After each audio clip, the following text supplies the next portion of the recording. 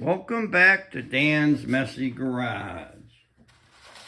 This is going to be day 3 of working on the 63 Falcon Sprint. And on day 2, at the end of the video, I realized that I couldn't stop working in here like I wanted to. That RTV that I put on there says on the instructions, you put it together loosely, let it sit an hour, and then tighten it. Well, if I'd have walked away then, that wouldn't have been good for maybe the sealing properties on, let's say, the water passages. I'm sure the ends would have sealed fine. So I just spent another hour and 15 or 20 minutes in here, cutting all the bolts down.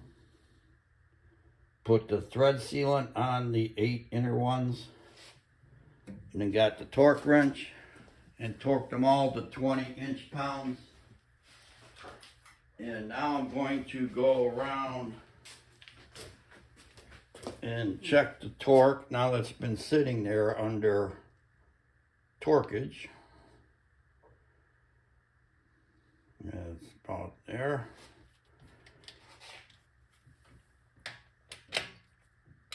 Good. Good. Good. Good. Good. Good. Good. Good. Good.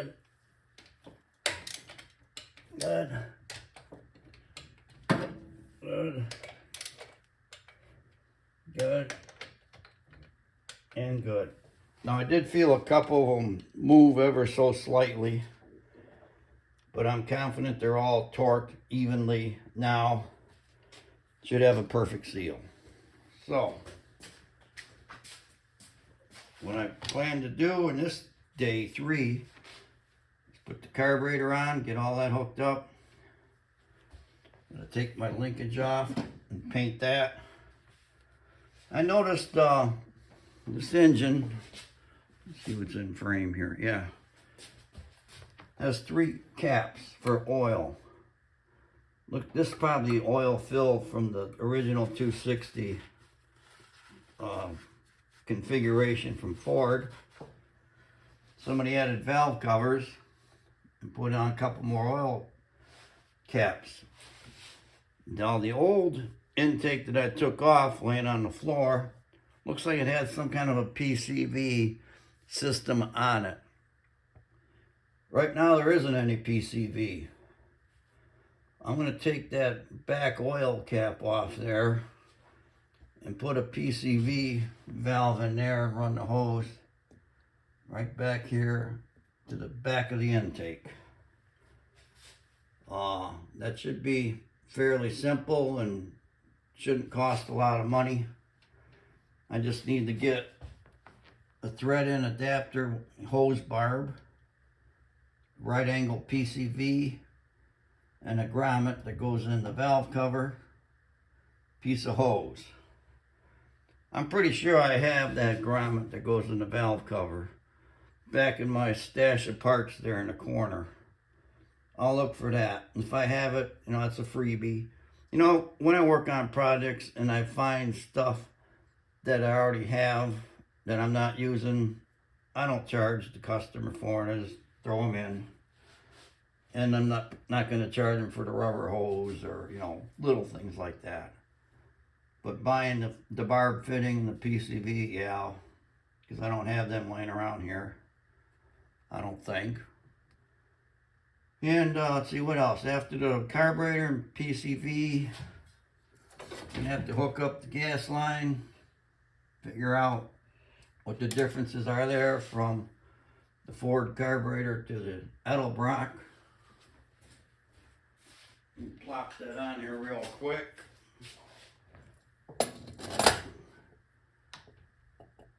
It's over here, so I'm going to just need a piece of rubber hose to come out around and there.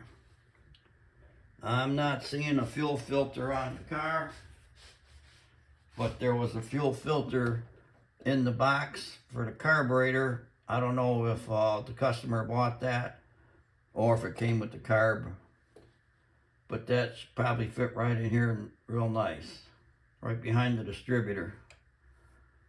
So I'll just have to cut this line, flare the end a little bit so the rubber tube doesn't slide off. Filter, rubber hose to there, good to go. Linkage, I have to finalize what kind of arm I'm going to use from here to the throttle pedal linkage. Distributor, that should drop right in. I marked where the rotor was when I pulled it out. I haven't touched the engine. I'm going to drop it right back in where it was. Got to get a new thermostat gasket. Thermostat looked good, looked new. It worked. It's going back in. And, you know, whatever little odds and ends I need to do to it. Now I can see one thing I'm going to need is the water temperature sender. I have to take it out of the other intake. It'll go right here for that wire. That's got to be the tack wire there. And, you know, you'll see stuff as I do it. Enjoy day 3. I sandblasted the bracket. Added a couple more holes here just in case. Now I'm going to paint it. I realize I misspoke. I said 20 inch-pounds when I was torquing those bolts. It's 20 foot-pounds, not 20 inch-pounds. 20 foot-pounds.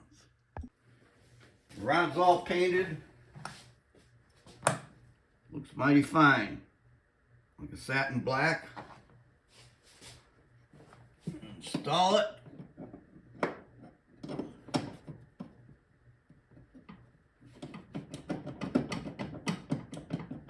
Come on.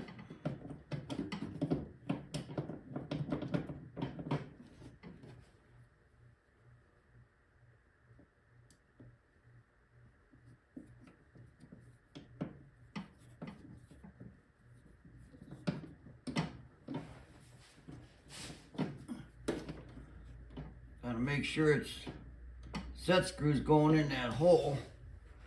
You need to hold the gas pedal to the floor to do this. Gotta go put something on there. 10-pound sledgehammer did the trick. All right, now I want to make sure that this is where it needs to be. Might be right there.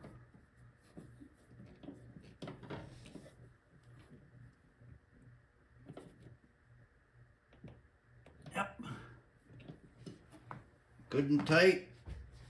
It's locked into that hole. It's not coming off.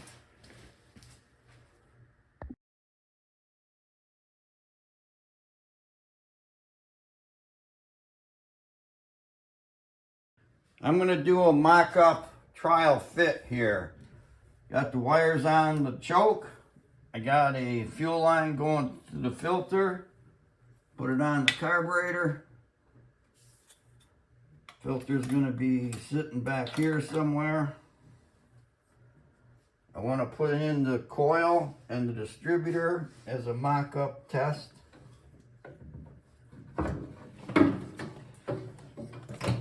The coil was right there. Looks like that's going to work out just fine. Distributor, I'm just going to drop it in here for testing purposes. This is not in correctly yet. Wires are going to go over there. The coil wire here. I want to get the air cleaner and drop that on and see if it interferes with the gas line sticking out there.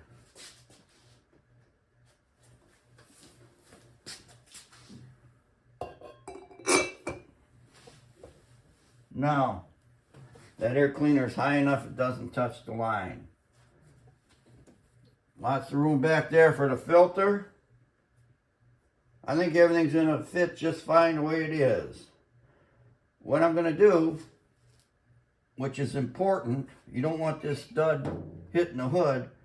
I'm going to take some modeling clay, build a peak on here like a cone, close the hood, and see how much clearance there is from here to the hood. And I could also put a couple little cone-shaped modeling clays here to make sure that the air cleaner's not going to hit the hood either, because this intake could be taller than the other one. And I just want to check and verify. Just by looking from the side of the car to the other side of the car, that looks like it's going to be fine. And the hood does have a rounded shape to it. I'm really confident there's not a problem here, but I'm going to show you how you can check this. Take some Play-Doh, or this is just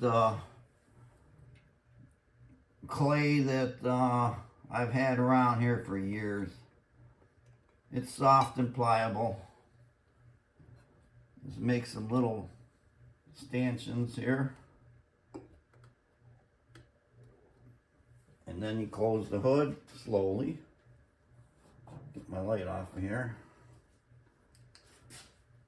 And then you open it and look at those cones.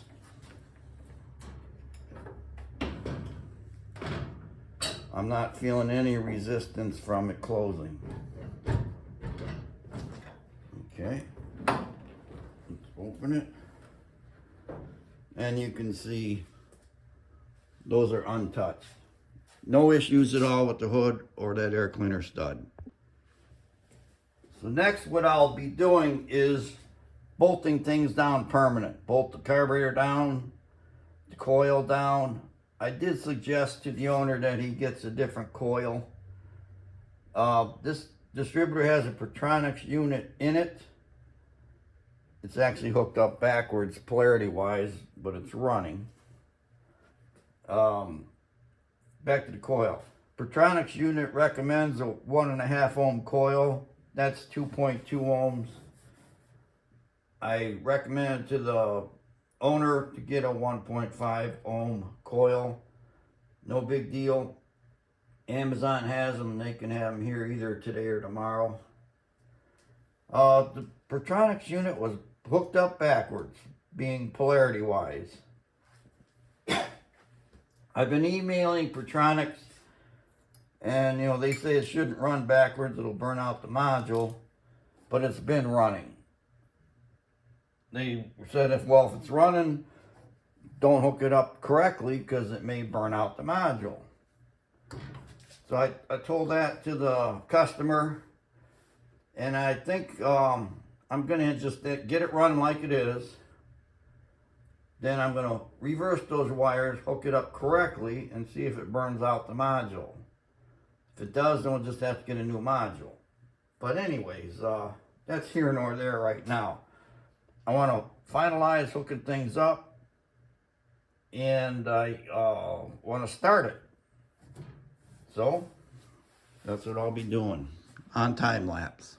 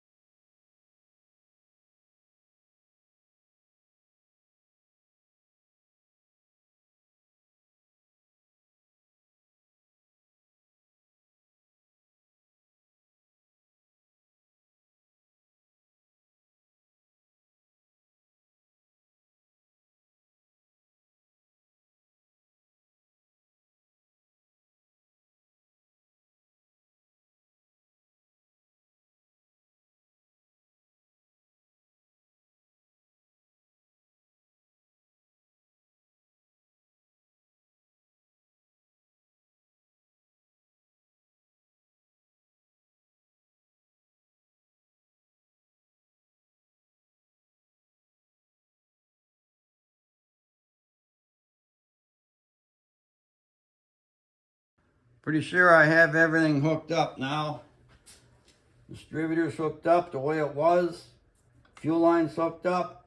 Spark plugs are on. Aha! I need to hook a heater hose up. So I'm not quite ready to start yet. Well, I could start it because there's no antifreeze or anything in it. But to see if it runs, yeah, I don't have to have that heater hose hooked up. Let's see, I still need to do the PCV. Need to, let's see, hook the electric choke up. These other things I can cross off the list, because I was making a list earlier. Flared the gas line, did that. Vacuum line, the distributor did that. Throttle rod, that took friggin' forever. Got it. Still need the electric choke, temperature sender, and I'm going to add the heater hose. Okay. Now, there's no gas in the carburetor, no gas in the filter. It's going to take a while for it to get gas up to the carburetor. I'm going to cheat. I'm going to spray some starting fluid down. No, I'm not going to do that. I'm not going to use starting fluid. It'll probably start immediately and run for a couple seconds. But if there's a leak in one of these hose clamp fittings, or let's say, for instance, the filter's cracked or for whatever, I don't want gas coming out all over. So I'm going to engage the starter without the key being on, and then I'll just check to make sure the key is off. And then let the engine turn and pump fuel up into the carburetor. That way I can check for leaks too. It was starting to start since I was jumping it, but it would die once you unhook the starter. That's okay. And let me look for leaks. Oh, I see I got fuel in the fuel filter. That line feels dry. That feels dry. Yeah, looks like I got a little spray action in the carburetor. That's dry. Okay. I'm going to hit the key. It's in neutral. Bring the thunder. Hey, it's running. It was running. A little more gas here.